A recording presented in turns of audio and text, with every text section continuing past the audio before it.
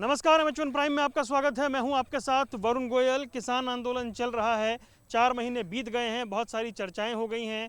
किसान नेता, किसान जो हैं या किसान संगठन हैं और जगह जगह जो विरोध है वो देखने को मिल रहा है भाजपा नेताओं का। लेकिन जिस तरीके से ये जो विरोध है ये अग्रेसिव होता जा रहा है। कुरुक्षेत्र के सांसद नायब सैनी की न सिर्फ गाड़ी के शीशे तोड़े गए, उनके बोनट पर चढ़ गए।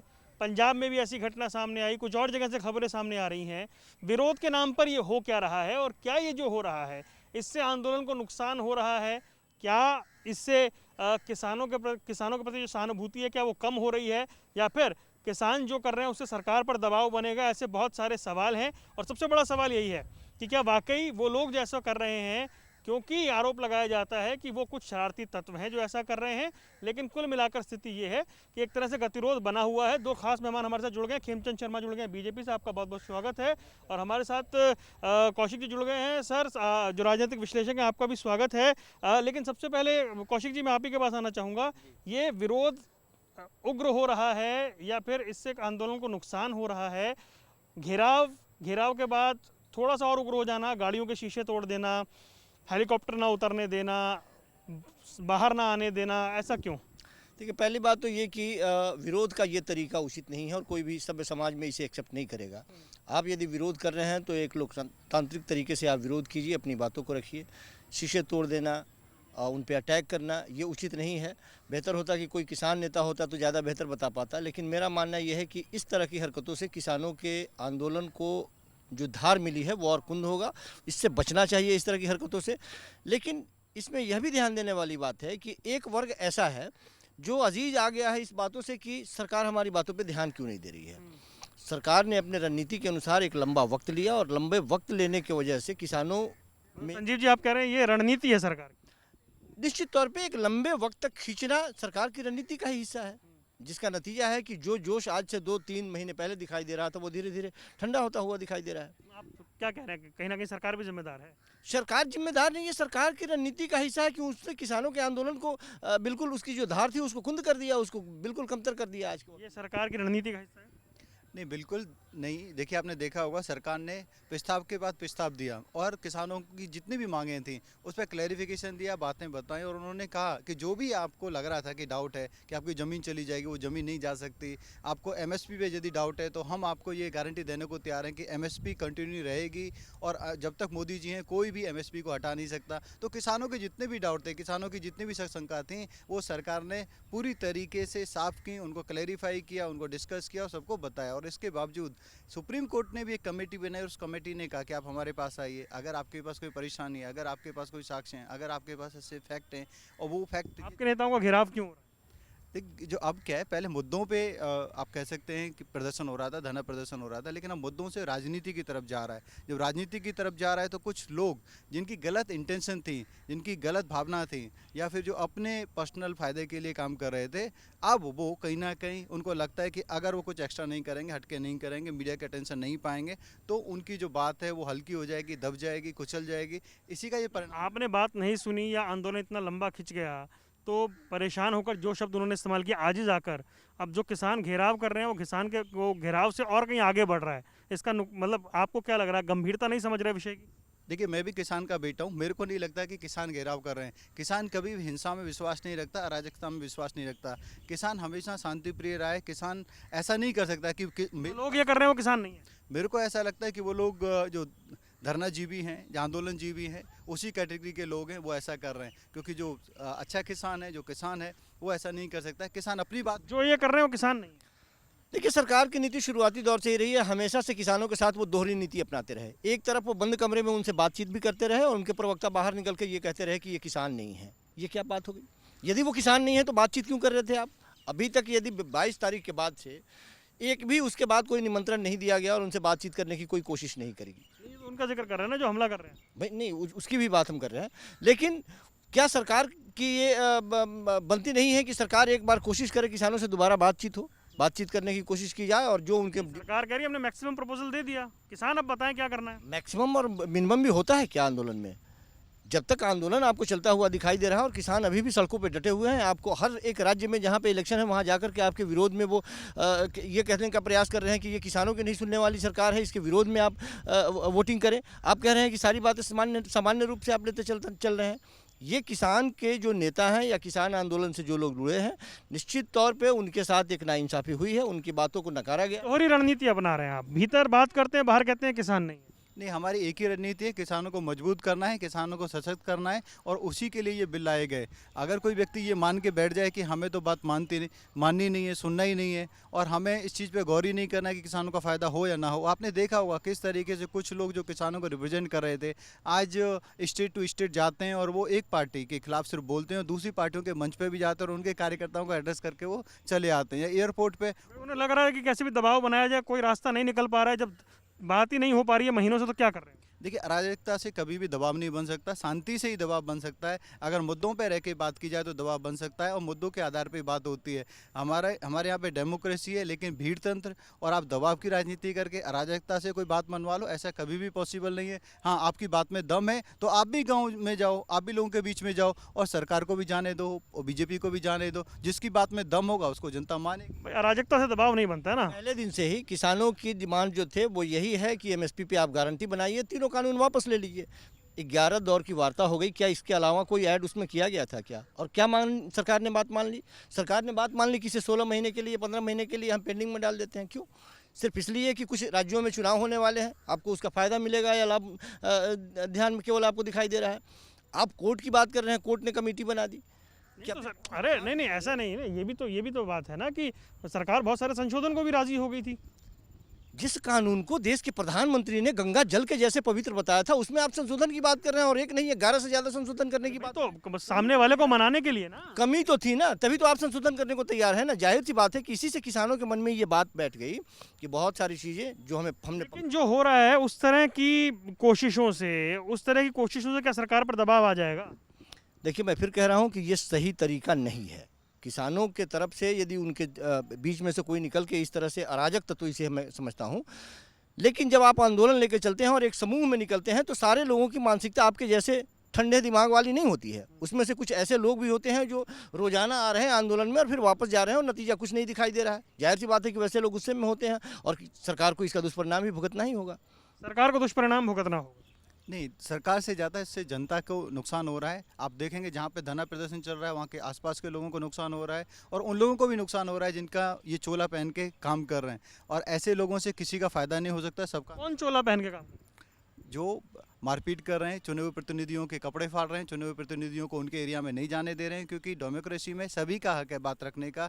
चुने हुए प्रतिनिधियों का तो और ज़्यादा हक होता है क्योंकि उनको उसी जनता ने चुना है और उस जनता ने जब चुना है तो उनके बीच में जाना, उनके काम करना, उनके बीच में बैठना, उनसे बात करना उनका हक होता है। अगर आप उनके साथ मारपीट करते हो, उनके कपड़े फाड़ते हो, उनके व्हीकल को रोकते हो, उनको आप उनके बीच में नहीं जाने देते, तो इसका मतलब है कि आप किसान तो बिल्कुल नहीं। आप किसानों का चोला पहन के आप आंदोलनजीवी हो, आप हिंसा फैलाना चाहते हो, आप अराजकता फैलाना चाहते हो, आप देश का नुकसान पहुँचाना। आंदोलन का चोला पहन के आ गए क्या कुछ लोग? हाँ, निश्चित रूप से भारतीय जनता पार्टी के लोग ये बात कहते हैं कि कुछ लोग चोला पहन के आ गए हैं, उनको ऐसा लगता होगा तो वो कहते हैं। लेकिन ये तय कौन करेगा कि सच्चे किसान कौन है और नकली किसान कौन है? क्या सच्चे किसान वो है जो भारतीय जनता पार्टी के चौपालों में बैठ के इनके हाँ में हाँ मिलाते हैं? वो तो किसान संगठन भी कह देते हैं जो हुआ वो गलत है, लेकिन जिम्मेदार सरकार है, वो भी कह के पल्ला झाड़ देते हैं। जाहिर सी बात है। किस तरह आप ये बताइए कि एकमात्र तरीका है, सरकार यदि समझौता कर लेती, बात मान लेती तो आज ये नौबत ही नहीं आती। समझौता कैसे होगा? सबके बीच सरकार बात माननी चाहिए, सरकार को बात माननी चाहिए ना। किसानों की समझौता कहाँ हुआ? सरकार को किसानों की बात माननी चाहिए या नहीं माननी चाहिए? आप क्यों ये कानून लेके आए? यही कह के लेके आए कि आपकी आर्थिक स्थिति हम बेहतर करेंगे, यही बोल के ना। एक बार उससे पूछ लेते कि उसको कौन सा कानून सूट कर रहा है। आप बगैर पूछे आप कोरोना काल के बीच में अध्यादेश के तौर पे एक कानून लाते हैं और ताली बजा के उसे आप पारित कर देते हैं और जिसको धन्यवाद देते हैं वो सड़कों पे आ जाता है। क्यों नहीं इस बात को की बारीकी को आप समझते हैं कि लाने के तरीके ने, सरकार के पूरे जो लाने के तरीके थे इस कानून को, वो संदेह के घेरे में ला दिया कि कानून के अंदर कुछ ना कुछ। लेकिन ये जो अभी चल रहा है, हेलीकॉप्टर ना उतरने देना, कार्यक्रम ना करने देना, घेर लेना और उसके बाद और उग्र हो जाना या गाड़ी तोड़ देना, ये जितनी भी चीज़ें हो रही हैं, इससे होगा क्या? क्योंकि ये तो लगातार हो रहा है, तो रुक नहीं रहा, इससे होगा क्या? सरकार से नाराज़गी है किसानों की, स्थानीय तौर पे वो आदरणीय नरेंद्र मोदी के हेलीकॉप्टर को तो रोकने से संभव नहीं है उनके लिए, उनका विरोध वो नहीं कर पाएंगे। जो लोकल स्तर पे पार्टी का प्रतिनिधित्व और सरकार का प्रतिनिधि रहेगा उसको इस तरह की परेशानियों का सामना करना पड़ेगा। ये जस्टिफिकेशन है जी, क्योंकि नाराजगी है सरकार से। देखिए, सरकार से नाराजगी रखना उनका हक है और वो रखनी भी चाहिए, लेकिन इसका मतलब अराजकता पे आ जाओ। आप ऐसा प्रदर्शन करो कि जिससे दूसरों को नुकसान हो, ऐसा प्रदर्शन करो जिससे आप चुने हुए प्रतिनिधियों के कपड़े फाड़ो, ऐसा प्रदर्शन करो जिसकी वजह से आप चुने हुए प्रतिनिधियों के व्हीकल को नुकसान पहुंचाओ, तो ये तो किसी को एक्सेप्टेबल नहीं है और ये डेमोक्रेसी का पार्ट नहीं है। अगर आपके बात में दम है, आपके कंसेप्ट में दम है, आपके मुद्दे में दम है, तो सभी आपको समझेंगे। आपको हल्ला मचाना है ऐसा ज़रूरी नहीं है, आपकी बात में दम होना चाहिए, आपके वॉइस में दम होने की ज़रूरत नहीं है। लेकिन दुर्भाग्य से अभी क्या हो रहा है, आंदोलनजीवी लोग फ्रस्ट्रेटेड हैं क्योंकि जो उनकी जो मेलाफाइड इंटेंशन है वो लोगों के सामने आ गई है। ये आंदोलनजीवी लोगों के सामने भी आ गए हैं। जब दूसरे राज्यों में जाते हैं तो पॉलिटिकल पार्टी के MP, पॉलिटिकल पार्टी के नेता इनका स्वागत करने आते, किसान इनका स्वागत करने नहीं आते, किसान इनकी बात सुनने नहीं आते। ज़्यादातर इनकी किसान पंचायतों में बड़ी भीड़ उमड़ती है। भीड़ आप देखेंगे बंगाल में क्या हुआ, वहाँ TMC के वर्कर को एड्रेस करके सो कॉल जो किसान नेता हैं वहाँ से आ गए। और वहाँ से क्यों जल्दी आ गए? अगर वहाँ पे किसान सुन रहे होते तो ये वहीं पे डेरा डाल के रखते। लेकिन वहाँ के किसानों ने कहा किसानों की बात करते हो, लेकिन हमें जो PM किसान के माध्यम से पैसा मिलना चाहिए था, आपने आज तक एक शब्द नहीं बोला बंगाल के किसानों के लिए। तो बंगाल के किसानों ने इनकी नहीं सुनी, जब नहीं सुनी तो उनको रिजेक्ट कर दिया तो ये बंगाल से भाग के फिर वापस नॉर्थ इंडिया में आ गए या गुजरात में चले गए। गुजरात में भी किसानों ने इनको नहीं सुना, क्योंकि कारण ये है कि आप मुद्दे की बात करोगे तो लोग सुनेंगे, लेकिन मुद्दे से हट के आप अपनी राजनीति करोगे, अपनी पर्सनल जो नीड है, आपकी पर्सनल जो आपकी राजनीतिक फायदा है उसकी ओर काम करोगे तो लोग आपके साथ नहीं देंगे। राजनीति की ओर मुड़ने की वजह से भी आंदोलन कुंद हो गए। बार बार ये कहा जा रहा है कि आंदोलनजीवी, ये शब्द हमेशा से हम लोगों के बीच में आ रहा है। आंदोलन से वो लोग जो सत्ता तक पहुंच गए, जो सत्ताजीवी बन गए, वो आंदोलनजीवी होने का आरोप लगा रहे हैं। मज़े की बात यह है कि वो पार्टी जो आंदोलन से निकल के सत्ता के शीर्ष तक पहुंच गई, वो आंदोलन को आंदोलनजीवी कह रही है। समझने की बात है, सबसे बड़ी परेशानी यही है। किसानों की जो नाराजगी है वो लोकतंत्र का हिस्सा है, लेकिन जनप्रतिनिधियों को उनके क्षेत्र में ना जाने देना और कुछ ना करने देना, वो कैसे फिर हिस्सा माना जाए इस पूरे लोकतंत्र का? मैंने कहा कि कुछ लोग हैं, अलग अलग मिजाज के लोग होते हैं। एक आंदोलन जब लेके चलते हैं जिसमें आप सैकड़ों, हजारों, लाखों लोग होते हैं, तो सारे लोगों को आपको एक दिशा में ले जाना बहुत मुश्किल होती है। कुछ लोग नर्म मिजाज के होते हैं, कुछ लोग गर्म मिजाज के होते हैं, वो सारे लोग उस आंदोलन के हिस्से होते हैं। आप यदि पहले आपसे आग्रह किया जाता है, आपको समझाया जाता है, मांग मनाने की कोशिश होती है, कर जोड़ते हैं, सड़कों पर बैठ जाते हैं, -3 डिग्री सेल्सियस में वो बैठे हुए हैं, लगातार बारिश हो रही है ऊपर से और जाड़े के मौसम में बैठ के वो आंदोलन कर रहे हैं। आप -3 कहाँ कर दिया? 3 डिग्री और वहाँ पे बैठे हुए हैं, आपकी बात वो मान रहे हैं। भीग तब तक तो सरकार भी बात कर ही रही थी ना। 200 से ज़्यादा लोगों की जान चली गई और उसके बावजूद यदि आप नहीं सुनते हैं तो उग्र होना स्वाभाविक है साहब। वो भी ये तो स्वाभाविक है, वो कह रहे हैं। बिल्कुल गलत है। उग्र होना तो कभी भी स्वाभाविक नहीं है, क्योंकि उनको भड़काया जा रहा है, उनको बहकाया जा रहा है, इसीलिए लोग उग्र हो रहे हैं। लोग अपने आप से उग्र नहीं हो सकते और ये कहीं ना कहीं से साजिश के तहत ये किया जा रहा है ताकि उनको अटेंशन मिल सके, ताकि उनका जो मुद्दा है, जो राजनीति के कारण उनका जो आंदोलन है जो डाउन हुआ है, उस पर से लोगों का समर्थन कम हुआ, कहीं ना कहीं उसको मीडिया में हाइप मिले, मीडिया में फिर से अटेंशन मिले तो फिर से उनको समर्थन मिले, ऐसा वो ट्राई कर रहे हैं। लेकिन ऐसा होगा नहीं, बल्कि उनका नुकसान ही हो रहा है। जितना वो ज़्यादा हिंसा करेंगे उतना ही जो रियल किसान है उनसे दूर होते चले जाएंगे, जो मुद्दा है वो उनसे दूर होता चला जाएगा। और हम तो चाहते हैं अगर आपको राजनीति करनी है तो राजनीति पार्टी ज्वाइन करो, किसी भी राजनीति पार्टी का आप चोला पहनो और हमसे राजनीति करो। लेकिन आप किसान की बात करते हो तो किसान की बात पे ही अडिग रहो, उसमें राजनीति को दूर रखो और आप भी बात रखो, हमें भी बात रखने दो। डेमोक्रेसी में तो यही होता है, जिसकी बात अच्छी होगी और जो सर्वोपरि कौन होता है, जनता सर्वोपरि होती है, जनता निर्णय लेगी। जनता आज स्टेट के इलेक्शन में निर्णय ले रही है, कल लोकसभा में निर्णय लेगी। तो आपको जल्दी क्या है, जब ये तीनों कानून होल्ड पे हैं और सुप्रीम कोर्ट ने भी बोल दिया कि हम भी डिस्कस कर रहे हैं, आप अपने सही और गलत चीज़ को बताओ। बहुत सारे किसान आ रहे हैं और कह रहे हैं कि हमें फ़ायदा हो रहा है, वो अखबारों में भी आ रहा है, टीवी भी दिखा रहा है, क्योंकि उनको जो कॉन्ट्रैक्ट फार्मिंग के थ्रू उनको बहुत ज़्यादा, कई गुना ज़्यादा फ़ायदा हो रहा है जो पहले नहीं होता था। तो जिनको फ़ायदा हो रहा है वो भी सामने आ रहे हैं, जिनको नुकसान हो रहा है वो भी सामने आए, अपनी बात करें। लेकिन वो दुर्भाग्य से अपनी बात नहीं रखते क्योंकि उनके पास कहने को कुछ नहीं है। वो सिर्फ ये कहते हैं कानून काले हैं, क्या काला है आज तक नहीं बताया। अटेंशन नहीं मिल रही। दुर्भाग्य ये है कि किसानों को समझदार समझते ही नहीं हमारे मित्र। किसानों को बहलाया जा रहा है, उनको फुसलाया जा रहा है, ज़बरदस्ती उनसे आंदोलन कराया जा रहा है। अरे साहब, उनकी समझ भी तो है, उन्होंने ही आपको वोट दिया और सत्ता के शीर्ष तक पहुंचाया है। डंके की चोट पे आज भी किसान नेताओं से यदि आप बात करेंगे तो आपको ये कहेंगे कि हमने आदरणीय नरेंद्र मोदी जी को वोट दिया और हमने पहुंचाया है उनको सदन तक। नहीं, लेकिन फिर नहीं, फिर वो किसान के मुद्दे से डाइवर्ट भी तो हुए ना, कि अगर बंगाल जाकर कह दीजिए कि वोट मत दीजिए, फिर कहते हैं ट्रेड यूनियन को ले लेते हैं, फिर वो कहते हैं दूसरी चीज़ों को मिला लेते हैं, घालमेल तो हुआ है ना। अरे साहब, जब आप हमारी बात नहीं सुनेंगे तो हम 10 लोगों को इकट्ठा करेंगे ना। हम कमज़ोर पड़ेंगे तो 10 लोगों को इकट्ठा करेंगे। और किसानों के लिए सबसे मजबूरी ये है कि यदि उनकी बात सरकार नहीं सुन पा रही है तो जिन लोगों का भी समर्थन मिल रहा है वो चाहेंगे कि हमारे साथ आएँ, खड़े हों, हमें पीछे से समर्थन दें। निश्चित तौर पर उसमें राजनीतिक दल ही क्यों ना हो, राजनीतिक दलों को इससे अलग रखना चाहिए, मेरा मानना यह है। चूँकि वो नहीं हुआ। राजनीतिक दल हमेशा से अपने स्वार्थ साधने के लिए उनके मंच का इस्तेमाल किया है। हम तो ये खुलेआम कह रहे हैं कि ऐसा नहीं है कि इन सरकार की बात कर रहे हैं हम, इससे पूर्ववर्ती सरकारों ने भी किसानों को छला है, उन लोगों ने भी तो वही किया है किसानों के साथ। तो किसानों की व्यथा ये है कि पुरानी सरकारें हों या वर्तमान की सरकारें हों, दोनों सरकारों ने छला है, इसलिए किसानों के मन में ये क्षोभ है। अभी मजबूरी है। वो बात खेमचंद जी कह रहे हैं कि ये जो कोशिशें अभी हो रही हैं जो नेताओं को घेरने की या दूसरी, ये अटेंशन पाने के लिए हो रही है, क्योंकि यहाँ वो अटेंशन नहीं मिल रहा जो पहले मिल रहा था। जाहिर सी बात है कि मैंने कहा कि एक रणनीति का हिस्सा है कि लंबे समय तक आप अचानक धीरे धीरे आप इलेक्शन देख रहे हैं। अब आने वाले वक्त में रमज़ान का महीना देखेंगे, उस समय किसानों को जो अटेंशन वाकई जो मिलनी चाहिए वो नहीं मिल पा रही है। तो कहीं ना कहीं अटेंशन भी चाहिए, जितनी मिलनी चाहिए उतनी तो सभी ने दी ना एक वक्त तक। अब सबको भी तो दूसरी आंदोलनकारी तो अपने जगह पे अड़े हुए ना। आप एक बात बताइए हमें कि किसानों के द्वारा यदि किसी राजनेता पर हमला हो रही है, ये बात आपको समझ में आई? किसानों के नेता पे हमला हो रही है, ये बात समझ में नहीं आई आपको? सही पूरी टेंशन हो रही है ना। तो ये दोनों तरफ से हो रहे हैं इस तरह की बातें। ठीक है, किसान नेता पर भी तो हमला हुआ।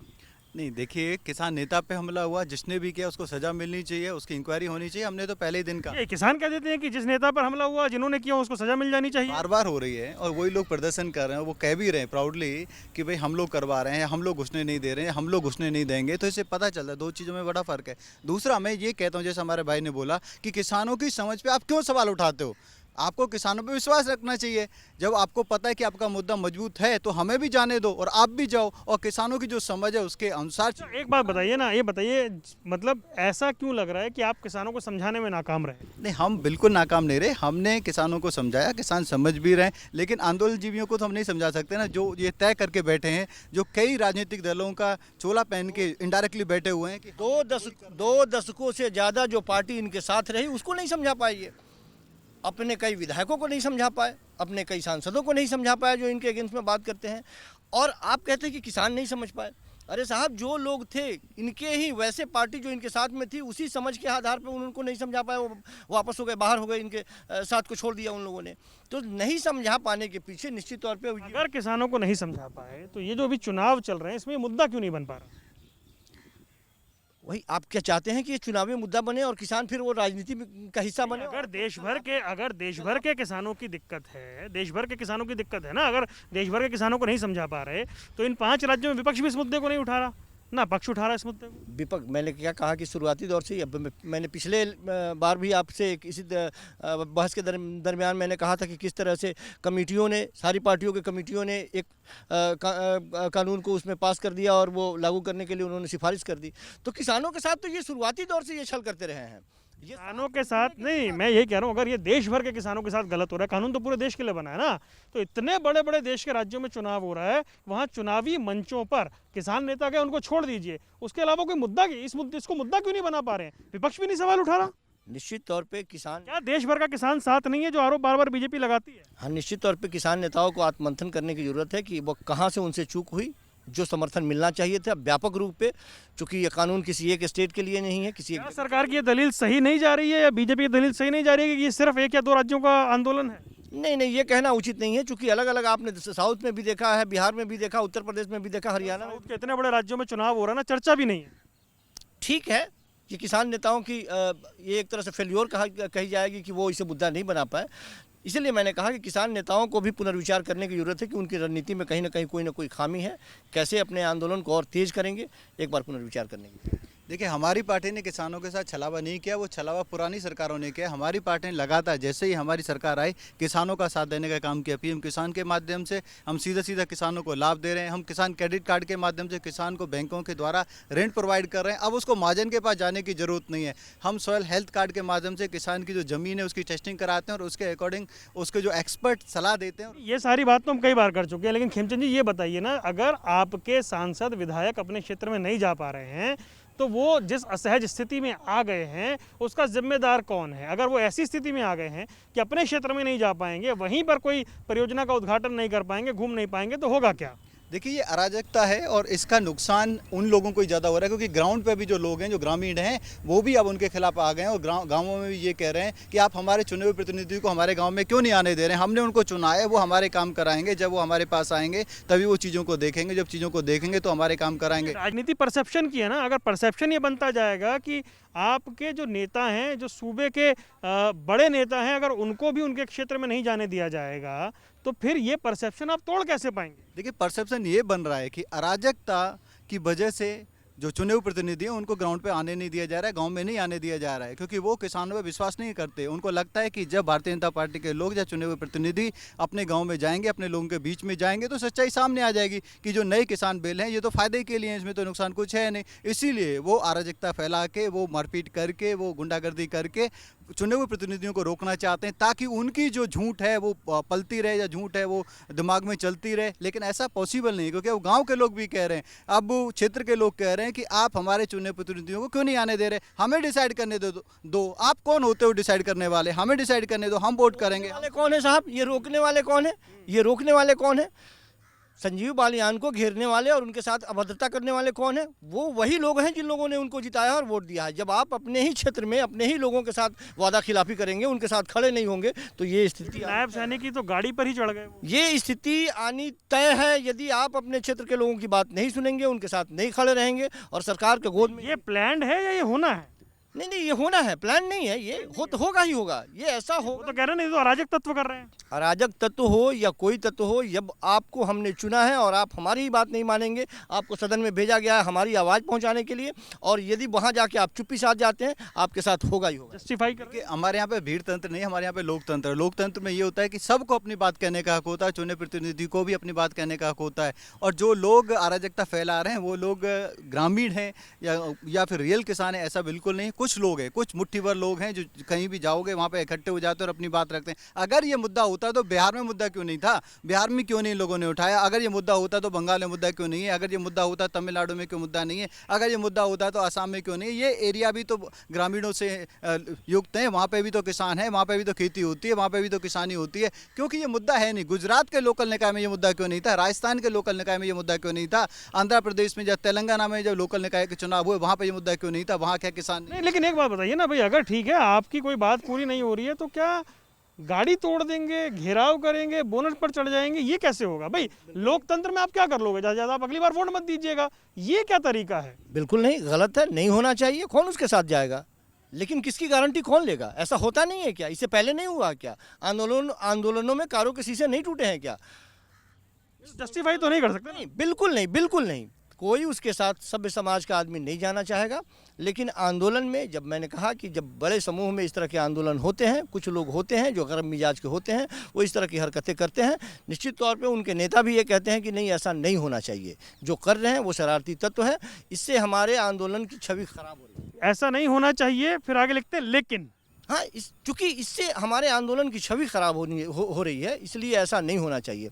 लेकिन फिर भी कुछ लोग ऐसे हैं जो उस भीड़ का हिस्सा बनते हैं और इस तरह की हरकत। सर ये कैसे होगा, कैसे फिर? देखिए, अब आंदोलन की जरूरत ही नहीं है, क्योंकि आंदोलन जिस चीज़ के लिए किया जा रहा था अभी वो बिल होल्ड पे है। अब बातचीत होनी चाहिए और आंदोलन की जरूरत नहीं है, आंदोलन ठंडा हो गया। ये आंदोलन की अब जरूरत ही नहीं है, क्योंकि जरूरत इसलिए नहीं है क्योंकि जो बिल हैं वो होल्ड पे हैं। अब चर्चा होनी चाहिए, चर्चा की जरूरत है। लेकिन ये लोग चर्चा नहीं होने देना चाहते, क्योंकि इनको पता है चर्चा हुई तो सच्चाई सामने आएगी। और सच्चाई ये है कि लोगों का इससे फ़ायदा होने वाला है, नुकसान नहीं होने वाला है। मैं सभी से आपके टीवी के माध्यम से अनुरोध करूँगा, आप चर्चा करें। अगर आपको फ़ायदा लगता है तो फ़ायदा भी बताएं, अगर आपको कुछ नुकसान लगता है तो वो नुकसान सरकार को भी बताएं और सुप्रीम कोर्ट की कमेटी को भी बताएं, ताकि आंदोलन की अब जरूरत नहीं है। जिस चर्चा की बात कर रहे हैं, किसानों के नेता ने छठे या सातवें दौर के बातचीत के बाद में निकलकर बाहर स्पष्ट रूप से कहा था कि लोग जानना चाह रहे हैं कि आखिर अंदर में आप बात क्या कर रहे हैं और तर्क क्या दे रहे हैं। उन्होंने कहा था कि मीडिया के सामने हम दोनों की बात होनी चाहिए, हम अपनी बात रखेंगे और वो अपनी बात रखें, कम से कम देश की जनता को पता हो कि हम कौन सी दलील रख रहे हैं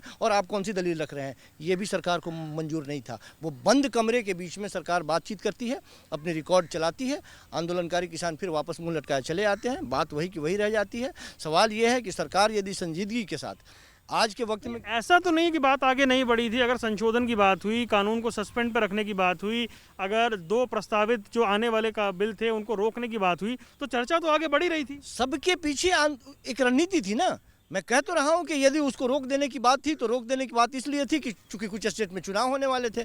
यदि कोर्ट को भी बीच में हस्तक्षेप करने की जरूरत, आप कह रहे हैं कि सरकार गंभीर नहीं थी। कोर्ट के भी हस्तक्षेप करने की जरूरत थी तो पिछले कुछ वर्षों में सरकार गंभीर नहीं थी क्या?